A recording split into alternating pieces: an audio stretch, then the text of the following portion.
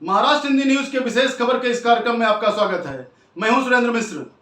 मुंबई कांग्रेस के वरिष्ठ नेता उपेंद्र दोषी ने मेट्रो कारशेड को आरे की बजाय कांजूर मार्ग में ही बनाए जाने की अपील की है। महाराष्ट्र हिंदी न्यूज से एक विशेष बातचीत में श्री दोषी ने कहा कि आरे में कारशेड बनाए जाने से पर्यावरण को नुकसान होगा और मुंबई की हवा भी दिल्ली जैसी प्रदूषित हो सकती है। उपेंद्र जी, मेट्रो के आरे कारशेड को लेकर के हंगामा चल रहा है। एक कांग्रेस लीडर होने के नाते आपकी क्या विचारधारा है इस मुद्दे पर? सबसे पहले तो मैं उपेंद्र दोषी कांग्रेस पार्टी की ओर से महाराष्ट्र हिंदी न्यूज चैनल के सभी पत्रकारों और दर्शकों को नमस्कार करता हूं। और आज का विषय बहुत गंभीर विषय है, तो इसको गंभीरता से लेना बहुत जरूरी है, क्योंकि ये कोई राजकीय विषय नहीं है, ये जनता का विषय है। अभी कारशेड गोरेगांव में फडणवीस साहब की सरकार के समय पास हुआ था। मेट्रो ट्रेन का वहां पे वर्कशॉप बनने वाला था। तो ये जो वर्कशॉप बनाने का जो प्लान हुआ था, उसमें काफी बड़ा भ्रष्टाचार हुआ था। उसके और कारशेड जंगल काट के गोरेगांव के जो फॉरेस्ट एरिया करके डिक्लेयर है, वहां पे ये कारशेड बनाने का प्लानिंग किया था, क्योंकि इसके पीछे बहुत बड़े बड़े लोग दिल्ली से लेके महाराष्ट्र सरकार तक, फडणवीस साहब की महाराष्ट्र सरकार तक लगे हुए थे कि वो जमीन पे कारशेड लगाएगा तो वहां पे हम ऑफिस प्रीमाइसिस एरिया बनाएगा, साथ में रेसिडेंस बनाएगा, साथ में कारशेड बनाएगा और पूरा एक जात का व्यवसायिक माने के व्यापारी बुद्धि से वहां पे काम चल रहा था। अभी काफी लोगों ने तभी आंदोलन किया, एनजीओ ने किया, कांग्रेस पार्टी ने किया। हमारे संजय निरुपम साहब जो एक्स एमपी है, एक्स मुंबई कांग्रेस के अध्यक्ष है, उसके नेतृत्व में कांग्रेस पार्टी ने बड़ा आंदोलन किया। इन बिटवीन फडणवीस साहब की सरकार गई और उद्धव साहब की सरकार आई और उसमें ये दबाव कांग्रेस का जारी रहा जनता का इंटरेस्ट में, क्योंकि इतने हजारों पेड़ काटने से पर्यावरण पे क्या असर होएगा वो किसने सोचा नहीं। खाली कैसा पैसा कमाने का, कैसा भ्रष्टाचार करने का, वही सोच के भारतीय जनता पार्टी ने उसको सपोर्ट किया था कारशेड जंगल में बनाने का, आरे के जंगल में बनाने का। मैं मानता हूं तब तक वहां पे 20-25% काम हो गया, हजारों पेड़ भी काट लिया गया था रातों रात। जैसी रातों रात फडणवीस साहब की और अजित पवार दादा की जो सरकार बनी थी, ऐसा रातों रात ये लोग काम रातों रात ही करते हैं। अगर नोटबंदी करना है तो रात को 8 बजे के बाद मोदी जी ने ऐलान किया था। अगर जीएसटी लाना है तो पार्लियामेंट में रात को 12 बजे लाया था। ये भारतीय जनता पार्टी का काम ऐसा है, ये भारतीय जनता पार्टी की केंद्र सरकार का काम ऐसा है, ये भारतीय जनता पार्टी की महाराष्ट्र की सरकार का काम ऐसा है कि जब लोग सो जाएंगे तभी रातों रात काम करो। एक तो ये पार्टी काम कर रही है, दूसरा मैं नाम नहीं लेता हूं, लेकिन रात को दूसरे कौन से लोग क्या काम करते हैं, मैं ये नाम नहीं लेता हूं। मैं नहीं बोलता हूं कि ये लोग भी चोर है, लेकिन रातों रात काम करने वाले लोग का दिमाग भी ऐसा होता है, लोगों को फंसाने का काम करते हैं, ऐसा मैं मानता हूं। साथ साथ में मैं आपके ध्यान में ये लाना चाहता हूं कि ये जो कारशेड के लिए उद्धव साहब की सरकार ने, आघाड़ी सरकार ने महाराष्ट्र में जो कांजूर मार्ग की जगह पसंद किया था, उसमें 6000 करोड़ ज्यादा लगने वाला था पैसा, लेकिन वो तो सरकार का लगने वाला था। वहां पे भी बीजेपी की केंद्र सरकार ने टांग डाल दी बीच में कि भाई ये जमीन तो हमारी है, हम पर्यावरण का लाइसेंस नहीं देगा, पहला आप ये जमीन का फैसला करो, ऐसा उसको अटका दिया था। लोगों तक एक अच्छी सुविधा मेट्रो ट्रेन की पहुंचने वाली थी, उसको बीच में ये लोगों ने ब्रेक मार दिया, क्योंकि ये लोग के मन में एक पाप था, वो पाप का नाम है भ्रष्टाचार था। वो भ्रष्टाचार करने के लिए ये जो गोरेगांव आरे कार शेड बनाने का जो प्लानिंग किया था वो उद्धव जी की सरकार ने ध्वस्त कर दिया था। लेकिन दुख की बात यह है कि अभी वापस फडणवीस साहब की एकनाथ शिंदे साहब की सरकार आ गई और पहला निर्णय क्या हुआ? पहला निर्णय ये हुआ ये सरकार का कि आरे कार शेड गोरेगांव में जंगल में हम वापस झाड़ काट के बनाएंगे। और बहाना क्या दिया जाता है कि 6 करोड़ रुपए का नुकसान बचाने के लिए। अरे भाई ये 6 करोड़ का नुकसान बड़ी चीज है कि पर्यावरण के वजह से जो नुकसान होता है जनार्दन पे, वो बड़ी चीज है। मैं आपको ये बताना चाहता हूं कि बच्चा जब भी पैदा होता है तभी से लेके मरने तक लकड़े की जरूरत होती है। जैसा बच्चा का जन्म हुआ तो उसको झूला लगेगा जो लकड़े का बनेगा।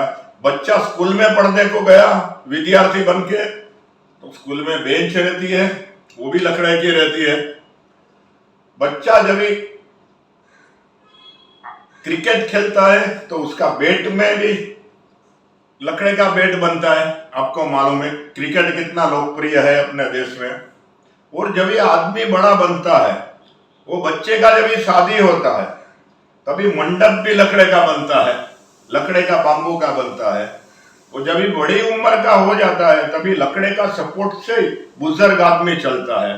और जब ये आदमी मर जाता है, आदमी का देहांत हो जाता है, तभी उसको कंधे पे लेके स्मशान तक पहुंचाने का काम ये लकड़े कर दिया, ये लकड़ा ही करता है।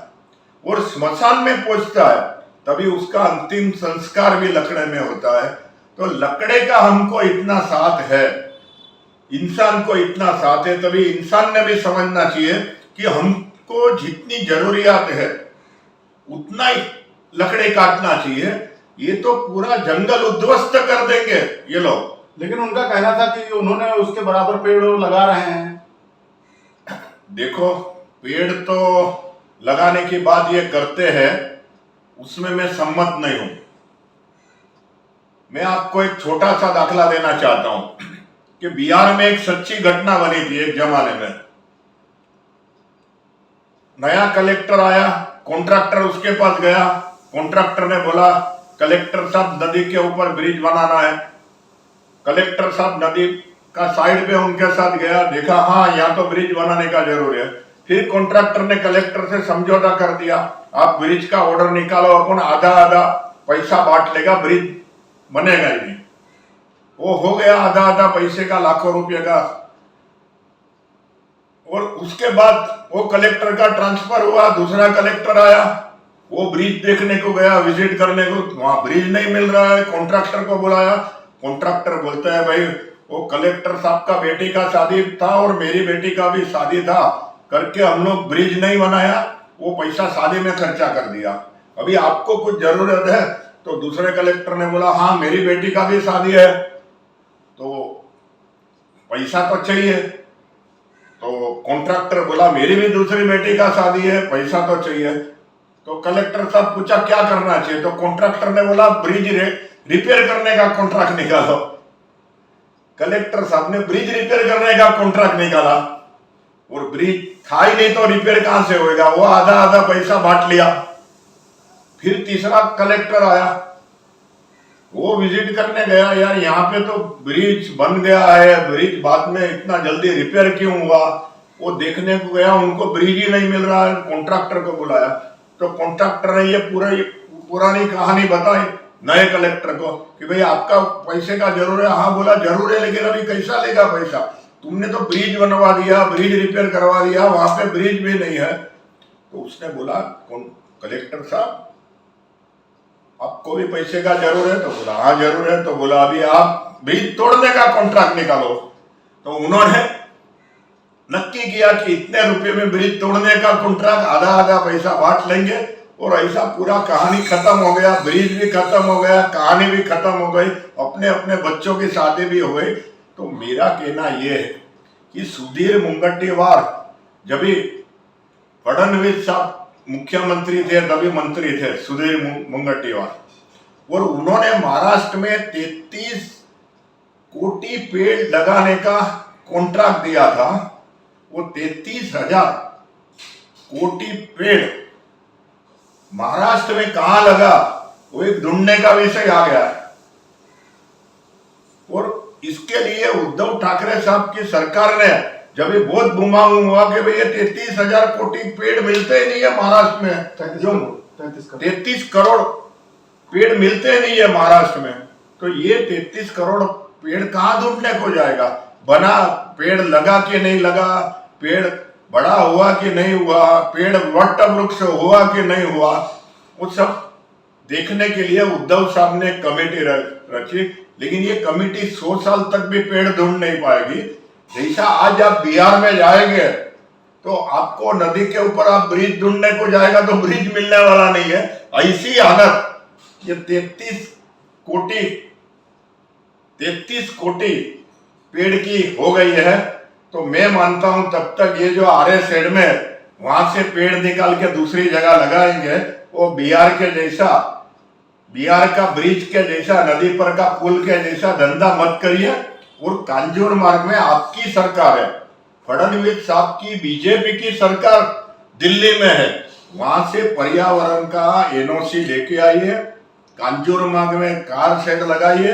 कांजूर मार्ग की जमीन महाराष्ट्र की है, महाराष्ट्र ने उसको उद्धव जी के समय प्रूफ दिया है कि ये जमीन हमारी है। वो फैसला जल्दी से जल्दी लाके 6,000 करोड़ का आप सोचो मत।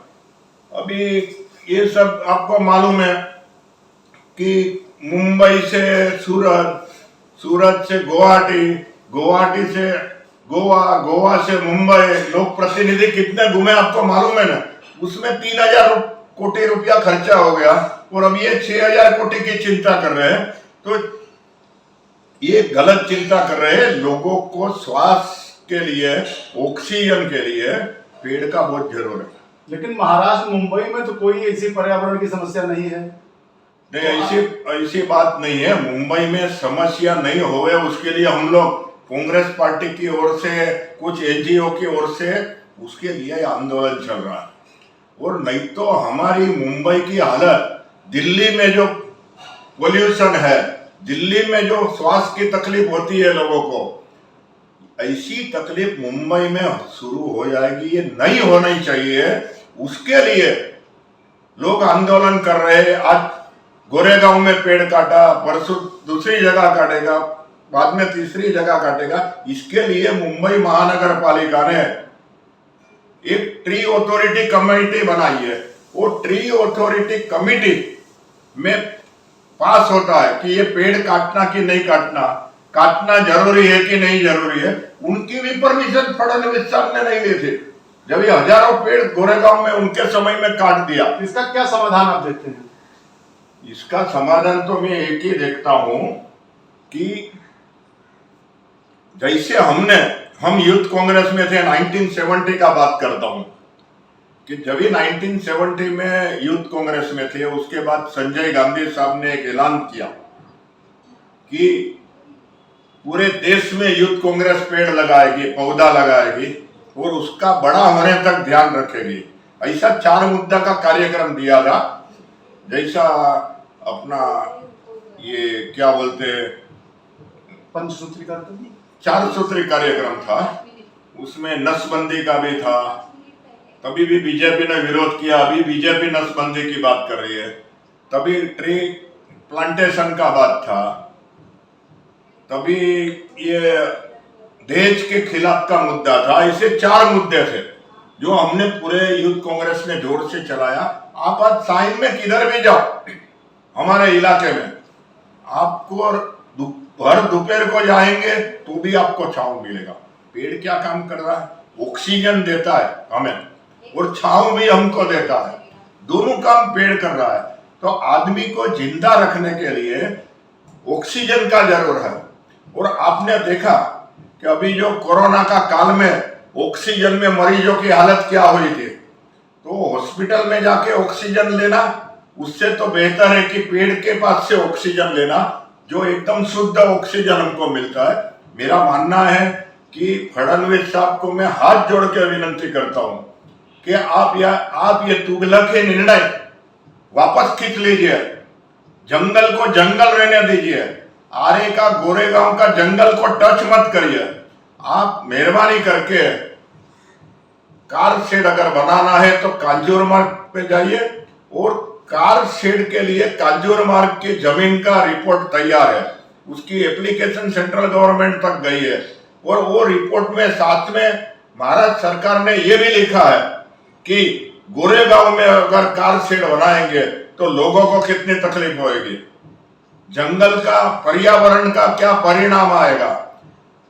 पेड़ काटने से खाली इंसान के ऊपर परिणाम आएगा ऐसा नहीं, लेकिन जंगल में रहने वाले जितना प्राणी जन्य है, वो चाहे चीता होएगा, टाइगर होएगा, सिंह होएगा, हाथी होएगा, बिल्ली होएगी, कुत्ता होएगा, वो सबको क्या तकलीफ होने वाली है। उनको अकेले अपने तरीके से रहने दो ना, वो मूंगे जानवर है, वो मूंगे जानवर को भी आप हैरान करते हैं, उनको भी छोड़ते नहीं है, इंसान को भी छोड़ते नहीं है सांस लेने से। तो मैं मानता हूं कि इसका एक ही पर्याय है कि कांजूर मार्ग में कार शेड बनना चाहिए। अगर यहाँ कार शेड बनाया तो हम लोग और तीव्र आंदोलन शुरू करने वाले हैं, कांग्रेस पार्टी की ओर से और तीव्र आंदोलन शुरू होएगा। और ये आंदोलन हमारे मुंबई कांग्रेस के अध्यक्ष भाई जगताप जी ने किया, संजय निरुपम साहब ने, पूर्व मुंबई कांग्रेस अध्यक्ष ने किया, और ये आंदोलन का नेतृत्व पूरा संजय निरुपम साहब ने संभाला है, और आखिरी तक वो लड़ाई देंगे, और हम सभी लोग संजय निरुपम साहब के साथ में रह के लड़ाई देंगे।